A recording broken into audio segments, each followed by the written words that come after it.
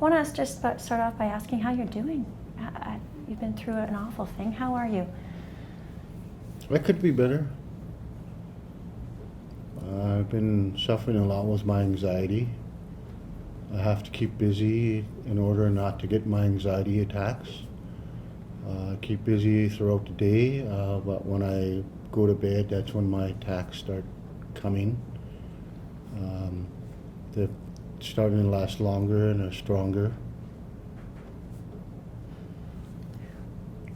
What is causing your attacks? Just the ordeal that we went through, dealing with the bank and the RCMP members, and then seeing it on social media and the news. It's just making me relive the moment that we had to go through. You've talked about it a lot, and I don't want to make you try to relive that, but can you just very briefly walk me through what happened that day? Well, we had an appointment because we set it up prior. We went to the bank, they showed us the lady's office. We were early, so we walked around for a bit, and then we went there, and I told her I wanted to start an account for my granddaughter because she travels a lot for basketball and culture, and she travels a lot more than I do, so I didn't want to depend on anybody else to send EMTs to, so I wanted her to have her own card from the bank I deal with. So, but and then she started checking my ID, and she told me there was some discrepancies with it, and she asked if I did any transactions, and I told her I did. I sent my grandson $500 at 12:30 a.m. the night before. She said, okay, that'll help, and then asked if I had any other ID, so I gave her my birth certificate.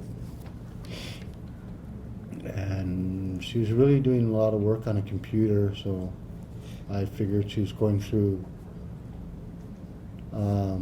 wondering why I had so much money in my account. So I told her, I said, each member in our community got $30,000 from spawn on kelp compensation.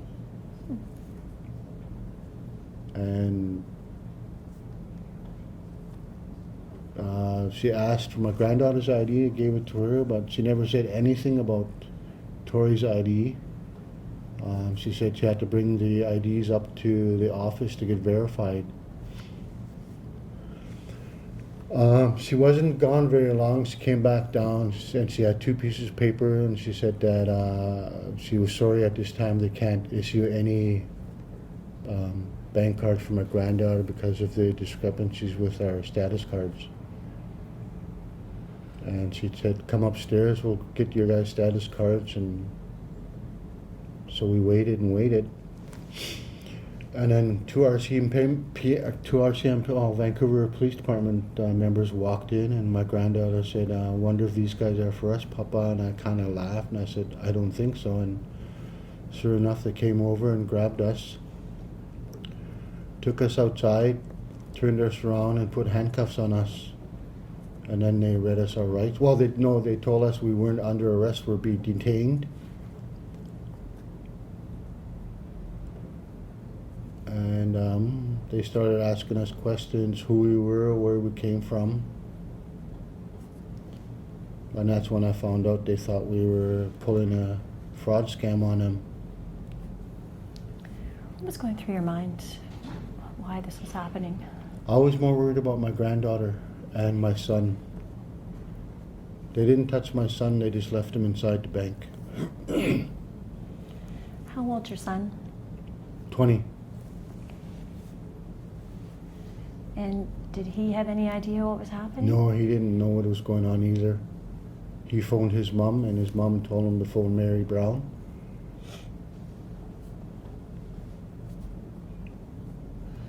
Were you able to speak with your granddaughter? No, they separated us. And when they found out how old Tori was, that's when they took the handcuffs off her, but they left me in handcuffs through the whole ordeal, which was about maybe 45 minutes to an hour. So you're standing with handcuffs on Yeah. on a sidewalk outside a busy bank? Yep, That's pretty traumatizing. yeah. My granddaughter was more worried about me because I suffer from a mental illness. And she told the officers that too. What were you thinking about your granddaughter? It was just so hard to see her crying and being so scared and in handcuffs. Like no child should ever go through that.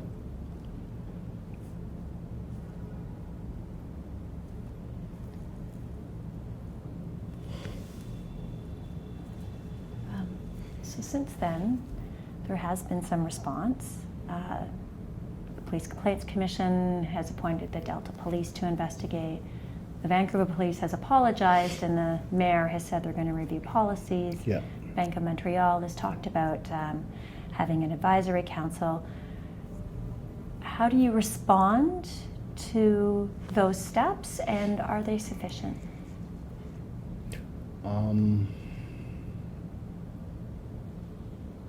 I don't know if they'll be sufficient because they have a lot to learn about First Nations people.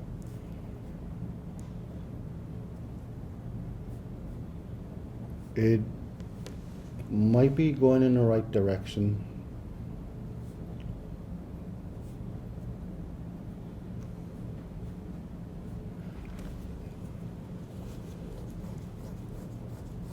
Has it changed your perception of police or banks since this happened?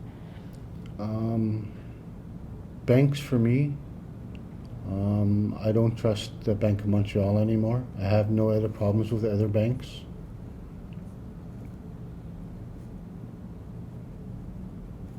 The RCMP too.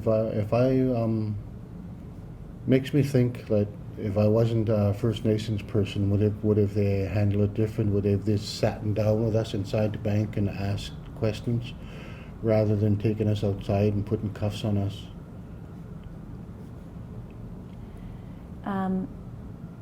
The Healthsec Nation, am I saying that correctly? Yeah. Yes. They issued a press release last week saying they were disappointed that the RCMP hadn't addressed the issue of racism when they talked about forming the advisory panel. Is that also a concern for you? Yeah. Do you feel that there was racism happening that day? After, yeah, I do, because I was in that bank 2 times before that, and there was no issue with my status card, or there was no issue with the amount of money I had in my account.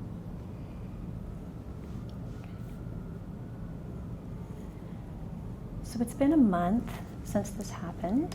I want to ask you what that last month has been like for both of you. Maybe you can speak for you and Tori. Just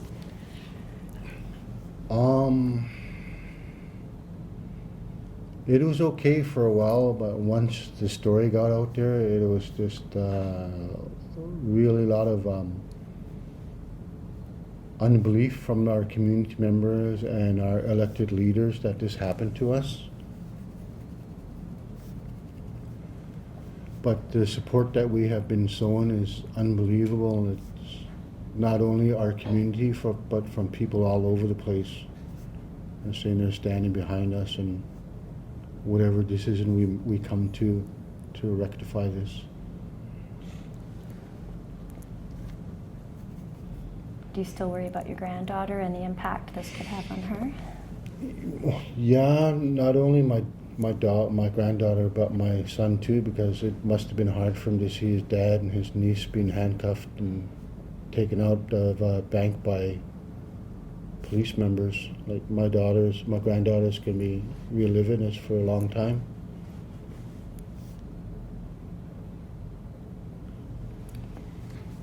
Is there something that can make this right? Is there something that you'd like to see changed, either by the bank or by the police, or is there something?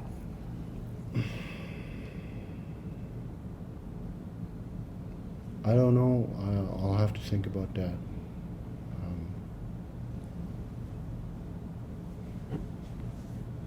It's just still too overwhelming yet to answer that right now.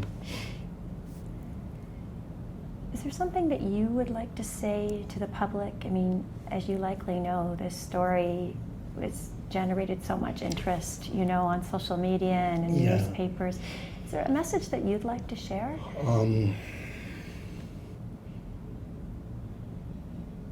Just from my teachings and from going on tribal journeys just about every year is that like, one of the things that came up was that we're one nation and we're one heart. And I truly believe that it doesn't matter what color you are or what religion you are, we're all one. And it's so nice to see everybody coming together, even though something like this happened to my granddaughter and myself. And just to see all the support from everybody, not from just First Nations people, but other nations coming together and showing support for us.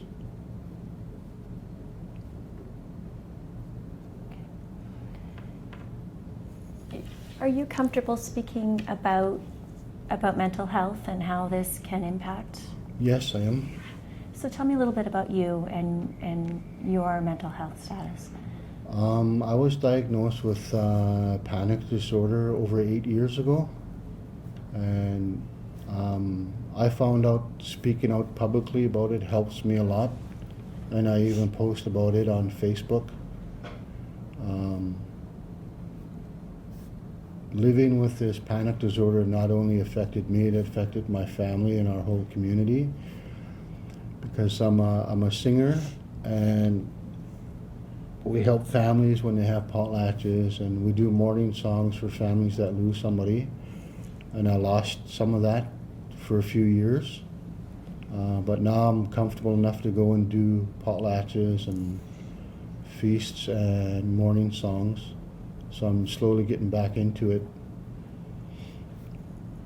Does something like this set you back a little bit? Yeah, it set me back quite a few years. I used to be really outgoing with my grandkids. We'd go for hikes and walks and go to the community hall and do all sorts of stuff. But a lot of my anxiety came from social anxiety too. I couldn't be out. I think for the first 7-8 months, I couldn't step out my door. I get so nervous and I'd shake so bad. I did a lot of research on my own about what I had. I finally found out that it was panic disorder. The local doctors in Bella Bella thought I was depressed.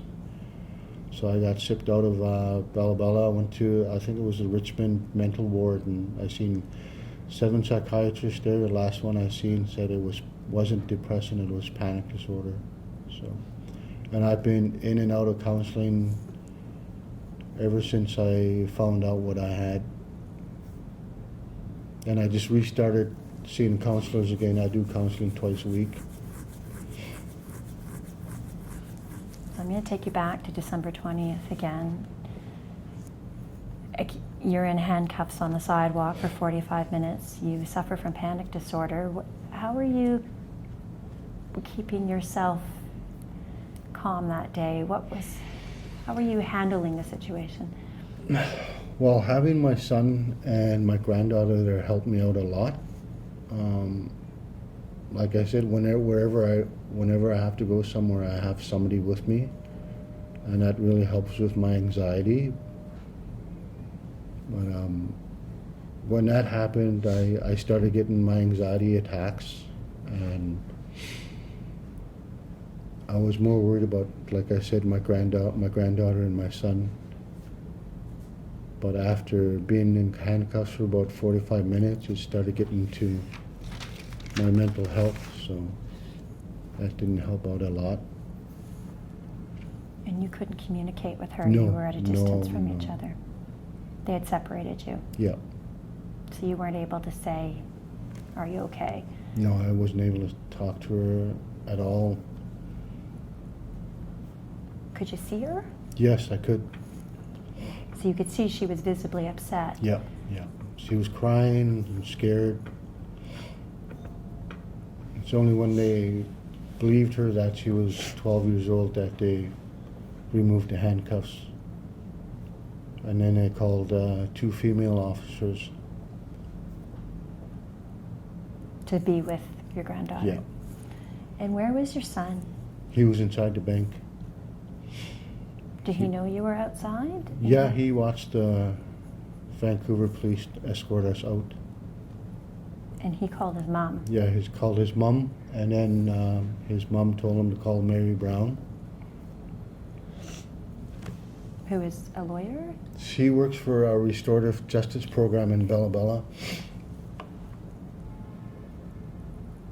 And did that help your situation? Yes, it did. How so? It took a while for them to call Mary Brown, but once they called her and that they verified who we really were, like we had to really convince the RCMP members that we were who we were and where we came from. Because it seemed like they didn't believe us, that we were First Nations people from Bella Bella, BC. So how did it end that day? 45 minutes later, did they accept your explanation about who you were and Yeah, they did.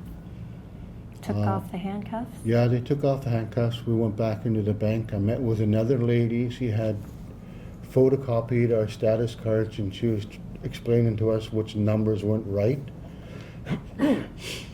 But a few days ago we went to the office where they issue our status cards in Bella Bella, and they said there was nothing wrong with my status card. All the numbers matched up. Did anyone apologize to you that day? No, just the RCMP members did. Nobody from the bank apologized to us. So the police said, we're sorry, we Yeah. had no reason to detain you. Yeah. Well, my granddaughter said the one member that handcuffed her was really, really rough with her, and I said, well, tell this cop that he was rough with you and you wanted an apology. So he went over to her and apologized to her, that said, if I was too rough with you, I'm sorry. And that was it, and we left the bank. How do you feel about the apologies you've had since? I don't like the way they did it. The Bank of Montreal, they could have done it face to face. Like, it doesn't seem personal, having it all over social media and the news. If it was done face to face, it would have meant more to us. But Would you like to have a meeting with someone in the bank? sometime down the road, but not at this very moment. It's still too fresh for us to have anything done right now. What about with the police? Would you like to have a meeting with the police? No, Tori and I get nervous whenever we see police members, so not right now. It's my final question. I asked you this earlier, but I'll just ask you again. Is there anything that you want to, final thought about moving forward from this story, moving forward with your lives? What would make things better for the two of you to heal from this?